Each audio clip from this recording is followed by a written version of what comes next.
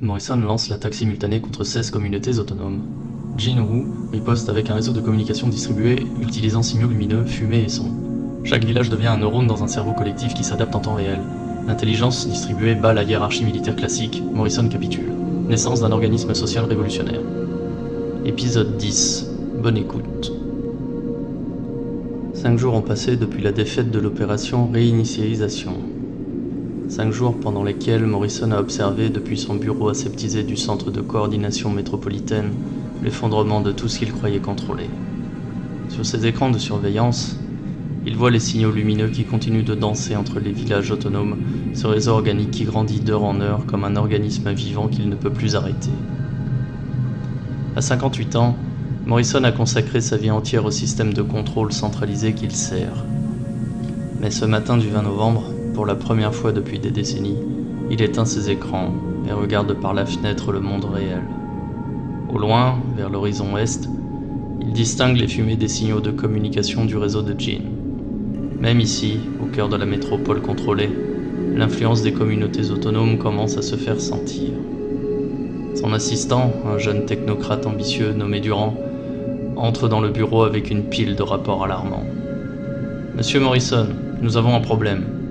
Les indices de satisfaction sociale chutent dans tous les secteurs urbains. Les gens parlent de plus en plus de ces communautés autonomes. Nos services de communication rapportent des conversations subversives dans 47% des zones résidentielles. » Morrison ne répond pas immédiatement. Il continue de regarder par la fenêtre, perdu dans ses pensées. Durand insiste. « Monsieur, il faut réagir. Lancer une campagne de désinformation, renforcer la surveillance, peut-être même envisager des mesures plus drastiques. » Durand, dit finalement Morrison d'une voix fatiguée. Avez-vous déjà visité ces communautés autonomes ? Bien sûr que non, monsieur. C'est strictement interdit au personnel administratif. Moi non plus. En 30 ans de carrière, je n'ai jamais vu de mes yeux ce que je combats. Durand fronce les sourcils, inquiet de voir son supérieur dans cet état d'introspection inhabituel. Monsieur, est-ce que tout va bien ? Morrison se tourne vers lui avec un sourire amer. Durand, nous venons de perdre une guerre contre des gens qui communiquent avec des feux de camp. Nous avons utilisé toute la technologie moderne contre des villages qui fonctionnent comme au Moyen-Âge, et nous avons été battus. Alors non, tout ne va pas bien. Ce même matin, dans le village autonome originel, Thomas observe avec satisfaction l'effervescence qui règne autour de la fontaine centrale. Depuis la victoire du réseau distribué de Jin, des délégations arrivent quotidiennement de toute la région. Agriculteurs en quête d'autonomie alimentaire, artisans lassés de la production industrielle, familles entières désireuses de retrouver une vie plus authentique. « Thomas !» appelle Catherine en s'approchant avec son carnet d'observation toujours à la main. « Nous avons reçu 43 nouvelles demandes de visite cette semaine, et 15 familles veulent s'installer définitivement. » Thomas acquiesce. « Et les autres communautés du réseau ? » C'est le même phénomène partout. Jin estime que le réseau compte maintenant 62 villages connectés et ça continue de grandir. Dr Reeves, qui revient de sa tournée matinale, ajoute « Thomas, j'ai soigné hier une famille qui venait de la métropole. Ils m'ont dit que de plus en plus de gens là-bas parlent de nous. Notre exemple inspire même dans les zones les plus contrôlées. » Marcus, qui effectue ses calculs quotidiens de gestion des ressources, intervient. D'un point de vue purement mathématique, si cette progression continue, nous atteindrons un point de basculement d'ici 6 mois. Le réseau autonome deviendra plus influent que le système centralisé. C'est bien, et après ? Demande Elena. Eh bien, Morrison devra choisir, négocier ou voir son système s'effondrer de l'intérieur. Pierre, qui revient d'une nouvelle tournée de témoignages, confirme. Marcus a raison. Dans les villages que je visite maintenant, les gens ne me demandent plus si c'est possible de vivre autrement. Ils me demandent comment faire pour nous rejoindre. Et Sarah d'ajouter « Hier, j'ai identifié une mélodie que sifflait un visiteur. C'était un air de résistance des années 40. Les gens commencent à nous voir comme un véritable mouvement de libération. » Thomas réfléchit en silence. La responsabilité qu'il ressent depuis des mois s'est encore accrue. Ce qu'ils ont créé ici dépasse maintenant leur communauté. C'est devenu un symbole, un espoir pour des millions de personnes qui aspirent à une vie plus libre. « Mes amis, dit-il finalement, nous devons prendre une décision importante. Restons-nous dans notre rôle d'exemple inspirant ou assumons-nous un rôle plus actif dans la transformation de la société ? Jean, qui consulte ses cartes de réseau, lève la tête. Thomas, le choix n'est plus vraiment entre nos mains. Le réseau a pris une dynamique propre. Il grandit, il évolue, s'adapte sans qu'on puisse le contrôler. Et en quoi c'est inquiétant ? C'est pas inquiétant, c'est formidable. Nous avons créé quelque chose qui nous dépasse, un mouvement authentiquement auto-organisé. Catherine observe attentivement Thomas. Je vois bien que quelque chose vous préoccupe. Qu'est-ce que c'est ? Thomas soupire. Catherine, nous parlons de changer la société, mais qu'est-ce qu'on fait de tous ceux qui servent le système actuel ? Des fonctionnaires, des techniciens, des gestionnaires comme Morrison. On ne peut pas juste les ignorer ou les combattre éternellement. Dr. Reeves acquiesce. Thomas a raison, nous parlons de réconciliation et d'humanité, mais nous considérons Morrison comme un ennemi irréductible. Il a essayé de nous empoisonner, rappelle Marcus. Il a lancé une attaque militaire contre nous. Oui, dit Thomas. Mais pourquoi ? Par méchanceté pure ? Ou parce qu'il est prisonnier lui-même d'un système qu'il croit servir loyalement ? Helena, fine analyste des comportements humains, réfléchit. Thomas, vous pensez que Morrison agit par conviction plutôt que par malveillance ? Eh bien, je pense que Morrison est un homme qui fait son travail. Un travail qu'il considère comme nécessaire pour maintenir l'ordre social. La question est, que se passe-t-il quand on lui montre qu'un autre ordre est possible ? Pierre, l'historien, comprend la portée de la réflexion. Thomas, vous parlez de réconciliation plutôt que de révolution ? Je parle de transformation plutôt que de destruction. Nous avons prouvé qu'une alternative existait. Maintenant, nous devons prouver qu'elle peut inclure tout le monde. Manon, qui depuis sa rédemption est devenue l'une des observatrices les plus fines de la communauté, intervient. Monsieur Thomas, j'ai vécu la manipulation de Morrison de l'intérieur. Il utilise des méthodes terribles, mais j'ai senti qu'il croyait vraiment servir l'intérêt général. Explique-nous ça. Quand ces agents me parlaient, ils ne me présentaient pas leur travail comme de l'oppression. Ils me disaient qu'ils protégeaient la société du chaos, qu'ils maintenaient l'ordre nécessaire au bien-être de tous. Jean intervient. Manon a raison. Les systèmes de contrôle ne se présentent jamais comme tels. Ils se présentent toujours comme des systèmes de protection. Thomas prend sa décision. Mes amis, je vais proposer quelque chose d'audacieux. Et si nous invitions Morrison à venir voir de ses yeux ce que nous avons construit ? Un silence stupéfait accueille cette proposition. Catherine est la première à réagir. Mais Thomas, c'est de la folie. Morrison ne viendra jamais. Et s'il vient, c'est pour nous espionner ou nous nuire. Peut-être, ou peut-être qu'il viendra parce qu'il a besoin de comprendre pourquoi son monde s'effrite. Marcus réfléchit rapidement. Thomas, les probabilités que Morrison accepte une telle invitation sont quasi nulles. Et les probabilités qu'il continue de nous combattre sans jamais nous comprendre ? Elles sont proches de 100%, reconnaît Marcus. Alors nous n'avons rien à perdre. Dr. Reeves, sage et expérimenté, soutient Thomas. Il y a une logique médicale dans cette approche. Pour soigner une maladie, il faut d'abord la comprendre. Morrison est le symptôme d'un système malade. Pour guérir le système, nous devons comprendre Morrison. Helena reste sceptique. Et s'il refuse, ou s'il accepte mais arrive avec des renforts armés ? Jean sourit. Helena, après ce qui s'est passé avec le réseau distribué, Morrison sait qu'il ne peut plus nous vaincre par la force. S'il vient, ce sera pour négocier ou pour comprendre. Pierre ajoute. Et historiquement, les vraies révolutions réussissent quand elles arrivent à convaincre leurs ennemis plutôt qu'à les détruire. Sarah, toujours pratique, demande. Ok, comment on procède ? On ne peut pas simplement l'appeler et dire « Bonjour Morrison, ça vous dirait de prendre le thé ?» Thomas sourit. En fait, c'est exactement ce qu'on va faire. L'assemblée se tient l'après-midi même. Toute la communauté est réunie pour débattre de cette proposition inouïe. Les avis sont partagés, les arguments passionnés.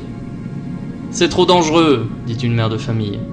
Et si Morrison profite de sa visite pour nous empoisonner à nouveau ? Nous savons maintenant détecter ces manipulations, répond Dr. Reeves. Nous avons les antidotes. Mais il pourrait nous prendre en otage, objecte un artisan. Avec 62 villages connectés par le réseau de Jean, rétorque Catherine, il serait immédiatement cerné. Kevin, l'apprenti électronicien de Robert, pose la question technique. Et s'il vient avec des équipements de surveillance, il pourrait cartographier toutes nos installations. Robert répond. Kevin, nos installations ne sont pas secrètes. Notre force ne vient pas de ce que nous cachons, mais de ce que nous partageons. Le débat dure 3 heures. Finalement, Thomas propose un vote. Mes amis, qui est favorable à une invitation officielle adressée à Morrison ? Le résultat est serré. 168 voix pour, 132 contre. La communauté accepte de tenter l'expérience. Ce soir-là, Thomas dicte le message qui sera transmis via la radio de Robert. Monsieur Morrison, ici Thomas Brunet. Nous vous invitons officiellement à visiter notre communauté. Sans escorte, sans armes, sans équipement de surveillance. Juste vous, pour voir de vos yeux ce que nous avons construit. Vous pourrez repartir quand vous le souhaiterez, avec les garanties de sécurité du réseau distribué. Nous attendons votre réponse. Fin de transmission. La réaction ne se fait pas attendre. Moins d'1 heure plus tard, la radio crépite. Thomas, ici Morrison. Votre proposition est inattendue. Pourquoi ? Thomas reprend le micro. Parce que nous pensons qu'il est temps d'arrêter de nous combattre et de commencer à nous comprendre. Vous voulez négocier ? Nous voulons vous montrer qu'une autre façon de vivre est possible, Morrison. Et peut-être découvrir que vous n'êtes pas l'ennemi que nous imaginions. Un long silence s'installe. Puis, j'ai besoin de réfléchir. Je vous recontacte demain. Cette nuit-là, peu de gens dorment dans le village. L'audace de la proposition fait débat dans tous les foyers. Certains y voient une naïveté dangereuse, d'autres l'occasion historique de dépasser le conflit. Le lendemain matin, Morrison rappelle. Thomas, j'accepte votre invitation, mais j'ai mes conditions. Nous vous écoutons. Je viens seul, comme vous l'avez demandé, mais je veux pouvoir partir à tout moment. Et je veux des garanties que cette visite ne sera pas utilisée à des fins de propagande. Accordé. Quand voulez-vous venir ? Bien, aujourd'hui, dans 2 heures. Thomas transmet immédiatement l'information à toute la communauté. En 2 heures, il faut organiser l'accueil de l'homme qui les combat depuis des mois. Catherine coordonne la logistique avec son efficacité habituelle. Pas de rassemblement hostile, pas de banderole ou de slogan, nous l'accueillons comme n'importe quel visiteur curieux. Dr. Reeves prépare son atelier d'herboristerie. Je veux qu'il voie comment nous soignons nos gens, sans machines complexes, sans laboratoire, juste avec la connaissance et l'observation. Marcus organise ses documents. S'il veut voir nos comptes, nos bilans, nos projections économiques, tout sera disponible. Transparence totale.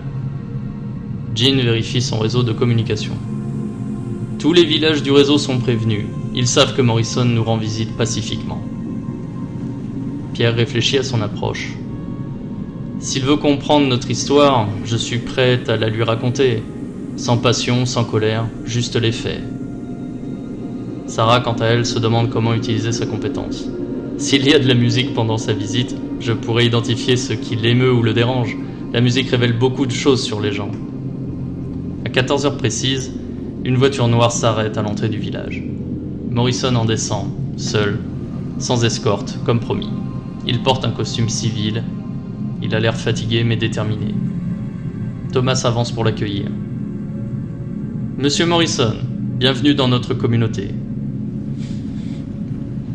Morrison regarde autour de lui, observant ses maisons de bois, ses jardins potagers, ses ateliers artisanaux qu'il n'a vus jusqu'ici que sur des écrans de surveillance. C'est différent de ce que j'imaginais, dit-il simplement.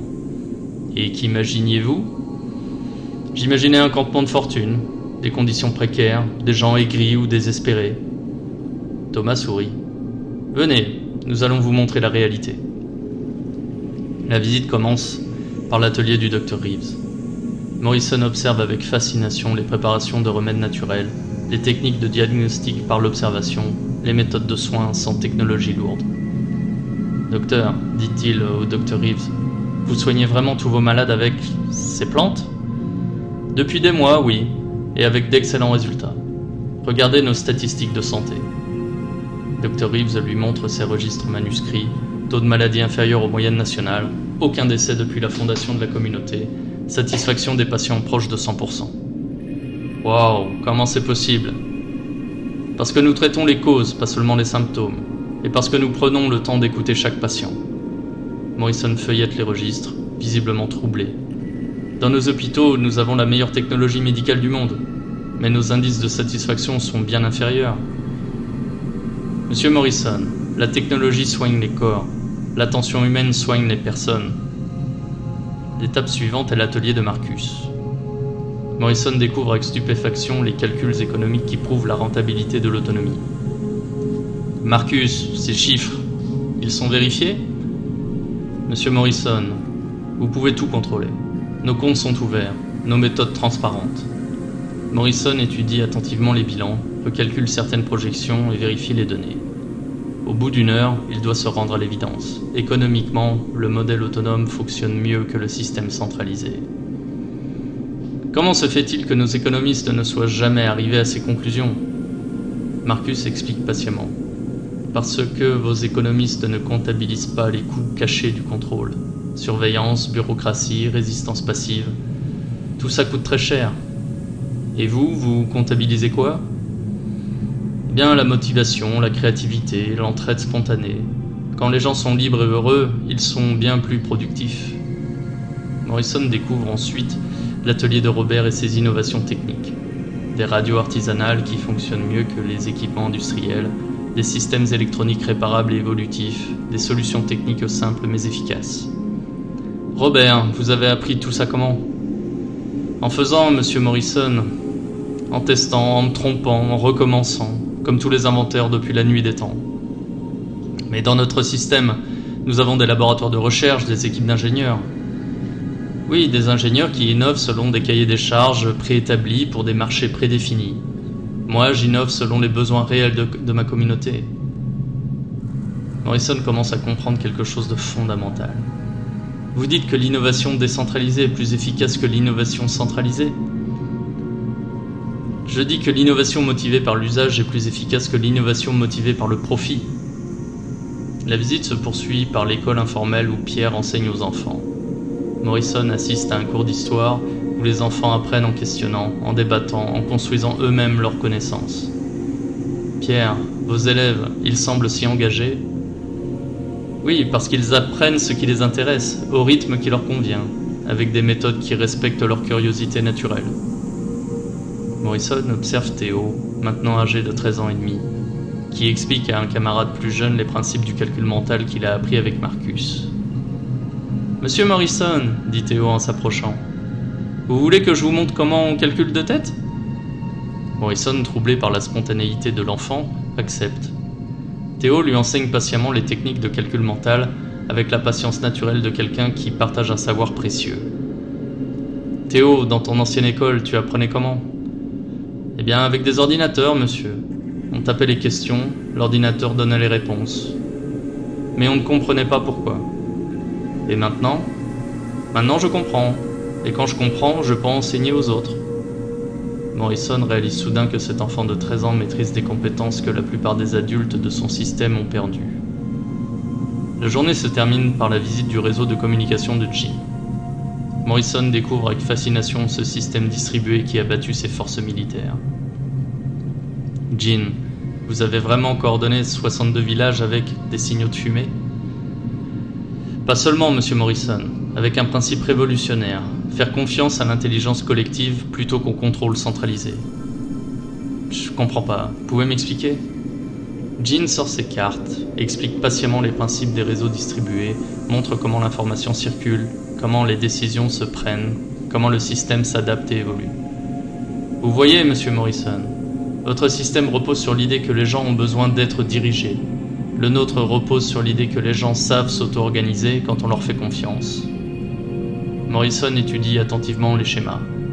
Mais comment vous maintenez la cohérence ? Comment vous évitez le chaos ? Bien en partageant les mêmes valeurs et les mêmes objectifs. Quand tout le monde veut le même résultat, la coordination émerge naturellement. Et si quelqu'un veut des choses différentes ? Bien on discute, on cherche des compromis, on adapte, comme dans toute vraie démocratie. Morrison comprend qu'il assiste à une révolution silencieuse dans l'art de gouverner. Le soir venu, Thomas invite Morrison à partager le repas communautaire. Autour de la grande table, Morrison découvre quelque chose qu'il avait oublié depuis longtemps, la convivialité et la spontanéité. Monsieur Morrison, demande Catherine, qu'est-ce qui vous a surpris le plus aujourd'hui? Morrison réfléchit longuement. Bien, votre bonheur. Tous autant que vous êtes, vous avez l'air heureux. Pas du bonheur artificiel qu'on mesure dans nos enquêtes de satisfaction. C'est un bonheur authentique. Dr. Reeves acquiesce. Parce que nous avons retrouvé le contrôle sur nos vies. Nous ne subissons plus, nous choisissons. Mais vous avez renoncé à tant de choses, le confort, la sécurité, la facilité. Helena sourit. Monsieur Morrison, nous avons renoncé à l'illusion du confort, de la sécurité et de la facilité. En échange, nous avons gagné quelque chose de bien plus précieux. Et quoi? La liberté, la vraie. Morrison mange en silence, observant ses visages détendus, ses conversations spontanées, cette atmosphère de famille élargie qu'il n'a jamais connue. Thomas, dit-il finalement, je dois vous avouer quelque chose. Je vous ai combattu parce que je vous croyais dangereux pour la société. Et maintenant? Maintenant, je me demande si ce n'est pas mon système qui est dangereux pour l'humanité. Un silence respectueux accueille cette déclaration. Puis Thomas demande « Monsieur Morrison, puis-je vous poser une question personnelle? Allez-y. Quand avez-vous été heureux pour la dernière fois ?» Morrison réfléchit longuement, visiblement troublé. Je ne sais pas. Dans mon travail, j'ai des satisfactions professionnelles, des objectifs atteints, des problèmes résolus. Ce n'est pas ce que je demande. Quand avez-vous été simplement, spontanément heureux, monsieur Morrison? Morrison cherche dans sa mémoire, et son visage s'assombrit. Je ne me souviens pas. Dr. Reeves intervient avec douceur. Monsieur Morrison, votre système a peut-être optimisé beaucoup de choses, mais il a oublié d'optimiser le bonheur humain. Parce que le bonheur n'est pas quantifiable, ajoute Marcus. On ne peut pas le mesurer, le programmer ou le contrôler. On peut simplement créer les conditions pour qu'il émerge, complète Pierre. Morrison regarde autour de lui ses visages bienveillants. Et vous pensez que vos conditions fonctionnent mieux que les nôtres? Sarah répond simplement. Regardez-nous, monsieur Morrison, est-ce que nous avons l'air malheureux? Cette nuit-là, Morrison reste éveillé dans la petite chambre d'hôte que la communauté a aménagée pour lui. Par la fenêtre, il observe les lumières du village qui s'éteignent progressivement. Pas d'éclairage artificiel agressif, pas de surveillance nocturne omnipotente, juste la paix d'une communauté qui s'endort en confiance. Pour la première fois depuis des décennies, Morrison entend le silence, le vrai silence, sans le bourdonnement constant des machines de contrôle, sans les alertes électroniques permanentes, sans la tension permanente de la surveillance. Et dans ce silence, il entend quelque chose qu'il avait oublié, le bruit de ses propres pensées. Le lendemain matin, Morrison demande à prolonger sa visite. « Thomas, j'aimerais rester quelques jours de plus, pour mieux comprendre. » « Bien sûr, vous êtes le bienvenu aussi longtemps que vous le souhaitez. » Les jours suivants, Morrison découvre la communauté de l'intérieur. Il participe aux assemblées matinales, observe les prises de décision collectives et comprend comment fonctionne une démocratie directe. Il aide le Dr. Reeves dans ses préparations de remèdes, apprend les bases du diagnostic par l'observation et découvre la satisfaction de soigner avec ses mains. Il assiste Marcus dans ses calculs, redécouvre les mathématiques comme outil de compréhension plutôt que de contrôle. Il accompagne Pierre dans ses récits, comprend comment l'histoire peut éclairer le présent plutôt que le justifier. Il observe Jean coordonner son réseau et découvre les principes de l'auto-organisation intelligente. Au bout d'une semaine, Morrison demande à parler à Thomas en privé. « Thomas, j'ai pris une décision. »« Très bien, laquelle ? » ?»« Je vais démissionner de mes fonctions. » Thomas reste silencieux, laissant Morrison développer sa pensée. « J'ai passé ma vie à servir un système que je croyais nécessaire. Vous m'avez montré qu'un autre système était possible, un système plus humain, plus juste et plus efficace. Monsieur Morrison, David. Appelez-moi David.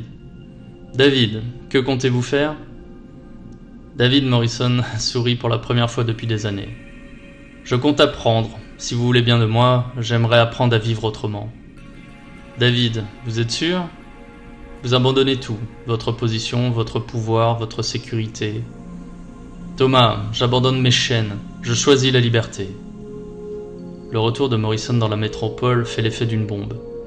Sa démission officielle, qui l'accompagne d'un témoignage public sur ce qu'il a découvert dans les communautés autonomes, déclenche une crise majeure dans le système de contrôle.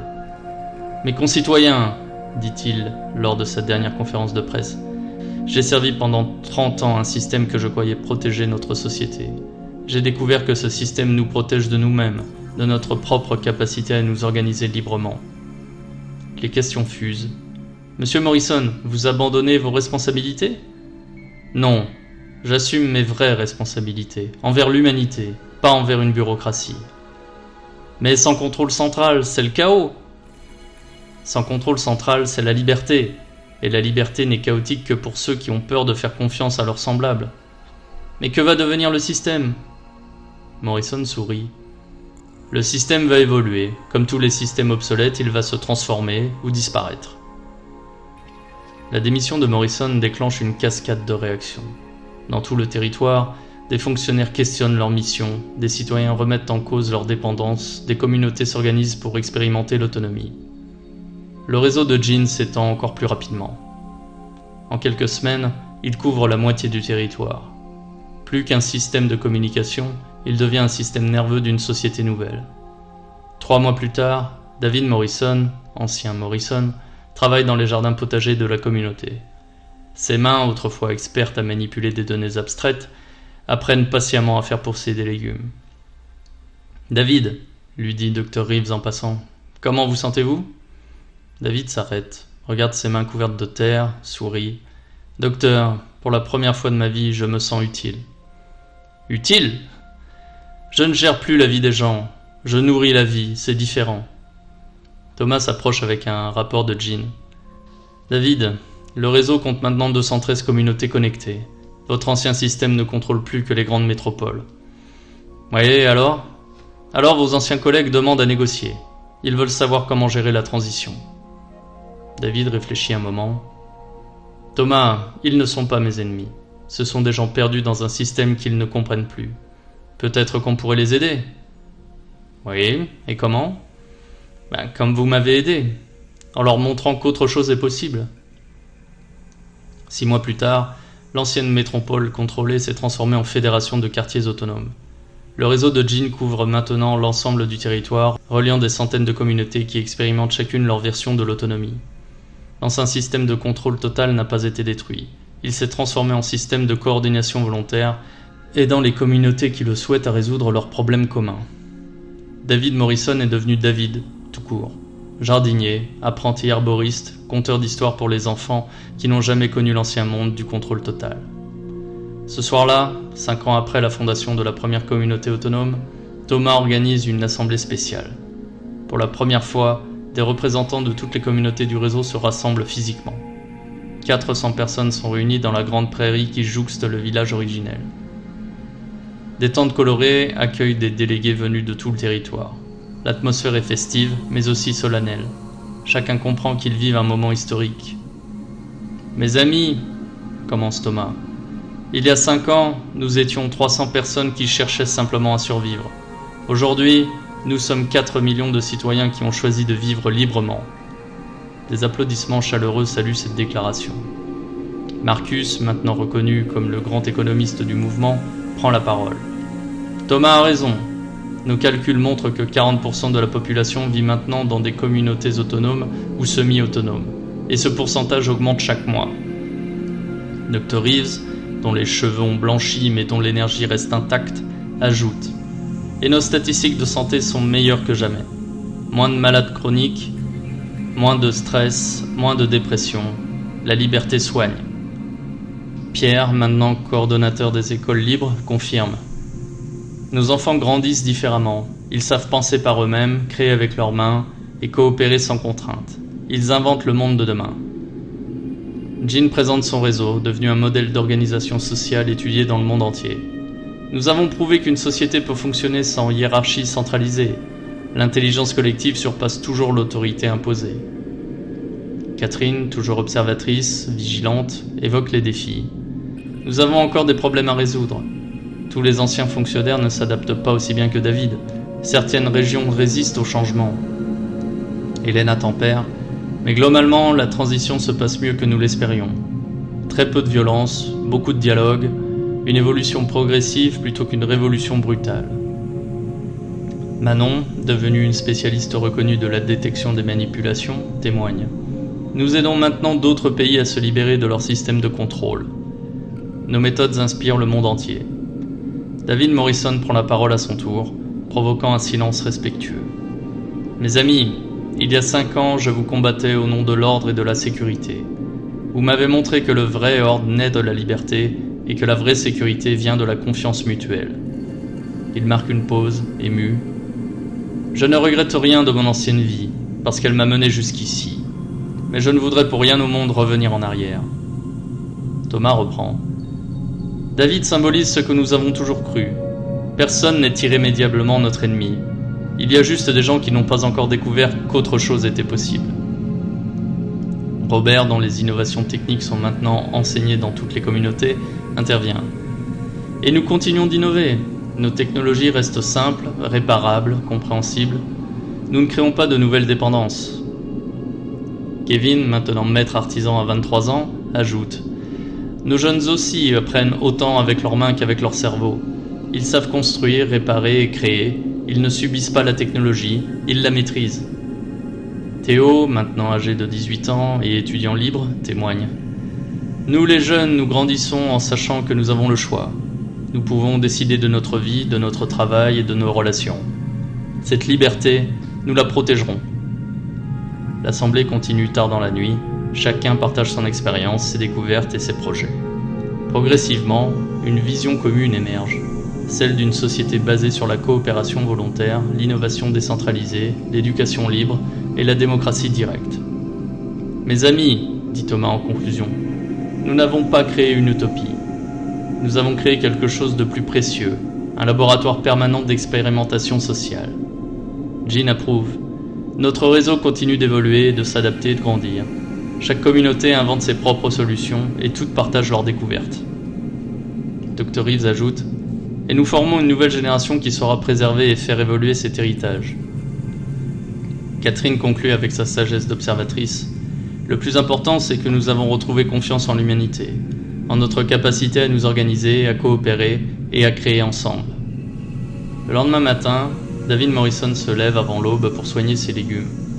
Cette routine matinale qu'il a adoptée depuis 3 ans lui apporte une paix qu'il n'avait jamais connue dans ses bureaux de direction. Thomas le rejoint comme souvent et ils travaillent en silence dans la fraîcheur du petit matin. « David, dit finalement Thomas, vous regrettez parfois votre ancienne vie ?» David s'arrête, regarde ses mains qui tiennent une tomate parfaitement mûre. « Thomas, dans mon ancienne vie, je gérais des millions de personnes que je ne connaissais pas. Maintenant, je cultive des légumes pour des gens que j'aime. Vous appelez ça une régression ?» Thomas sourit. « Non, je l'appelle une révolution. » La vraie révolution, dit David en reprenant son travail, c'est de redécouvrir qu'on peut être heureux, simplement. Au loin, les premiers signaux lumineux du réseau de Jean commencent à danser dans le paysage. 4 millions de personnes s'éveillent libres, responsables de leur destin.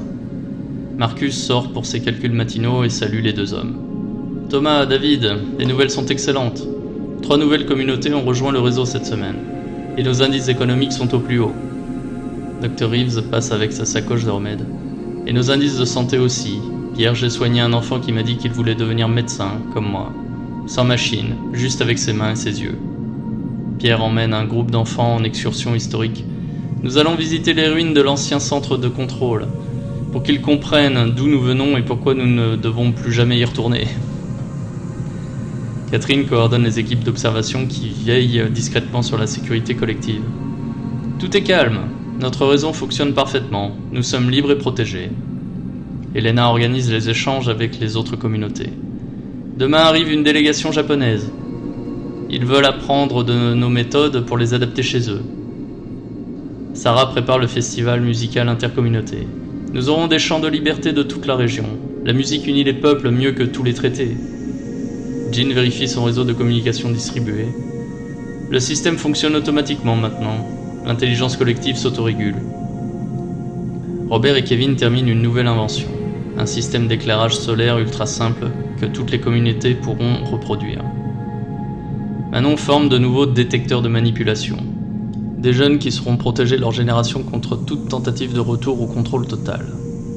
Et au centre de cette activité joyeuse et productive, Thomas observe avec satisfaction cette communauté qui a grandi, prospéré et s'aimé. « Mes amis, dit-il à l'assemblée du soir, nous avons prouvé que l'utopie n'était pas un rêve impossible. C'était juste un rêve qui attendait des gens assez courageux pour le réaliser. » David, jardinier et ex-dictateur, lève son verre de cidre artisanal. « À ceux qui ont eu le courage de tendre la main à leur ennemi !» Ce soir-là, dans des centaines de communautés reliées par le réseau distribué, 4 millions de personnes s'endorment libres. Libres de choisir leur travail, leur mode de vie, leurs relations. Libres d'innover, de créer, d'expérimenter. Libres d'être simplement, authentiquement humaines. Et dans les jardins du village originel, David Morrison, devenu David, tout court, sourit en regardant les étoiles. Il a découvert que la vraie réussite ne se mesure pas au pouvoir qu'on exerce sur les autres, mais au bonheur qu'on cultive avec eux.